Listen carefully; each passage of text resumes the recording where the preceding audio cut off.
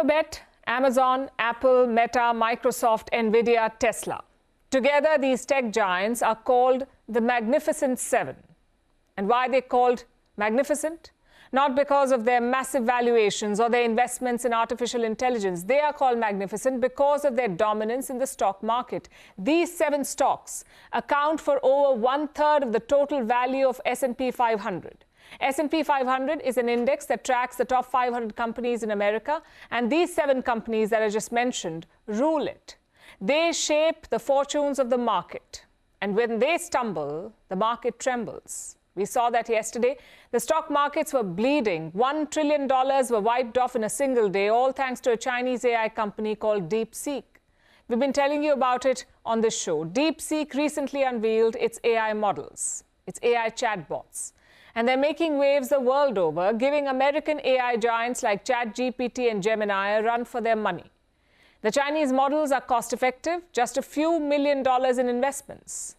They were also trained on less advanced chips, yet they're as good as their Western counterparts, and this has left the markets in a frenzy. If you looked at the Magnificent Seven yesterday, you could have mistaken them for a Chinese flag. That's how red they were. The biggest loser?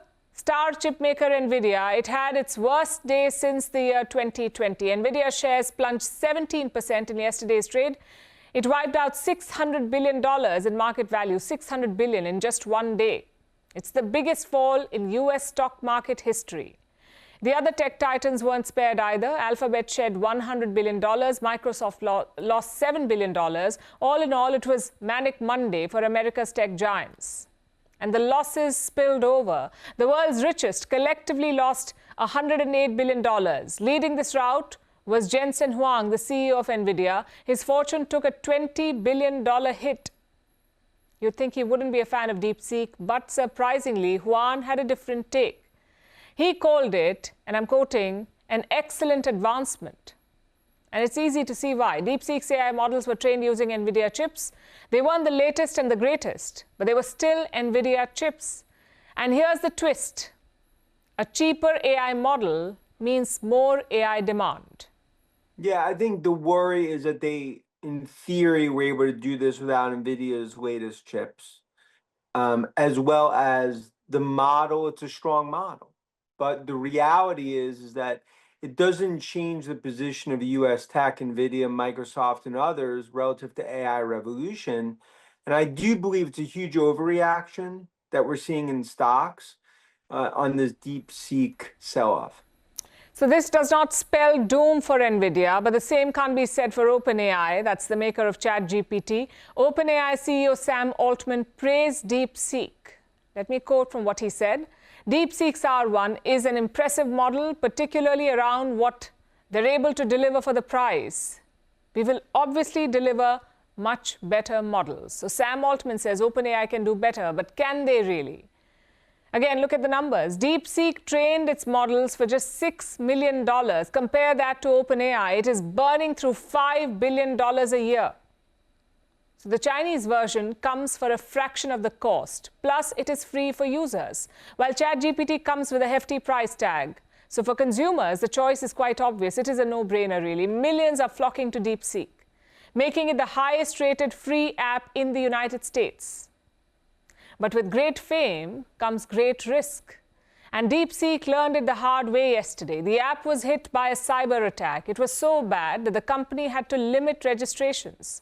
They investigated it for 2 hours and called it a large-scale malicious attack. DeepSeek has not given any more information on the attack. The timing, of course, is a bit suspicious, so the internet wasted no time in deciding who is the culprit.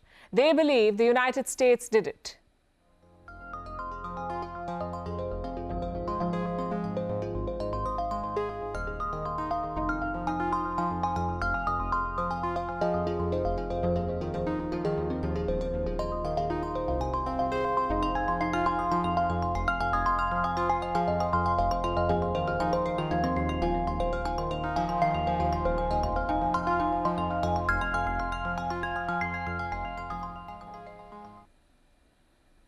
But conspiracy theories aside, the rise of DeepSeek is a reminder. Innovation does not always have to come with $1 billion price tag. Yes, the Magnificent Seven still dominate the market, but they're not invincible. Yesterday's sell-off was a sign of things to come, perhaps, that the next big revolution may not come from Silicon Valley. We're calling the show Vantage. We hope you like what we put together for you. Touted as the minimum defense from that video. India's neighbors were the first to send the special edition of Vantage live from the White House throughout this week. Yes, Hindu Mandir we're on our way to Tel Aviv. Pretty measure, but it's also the perfect way to drive.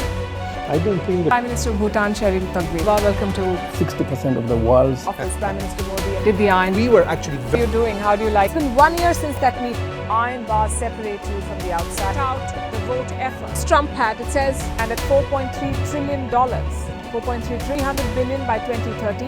That's what we need to tackle climate change.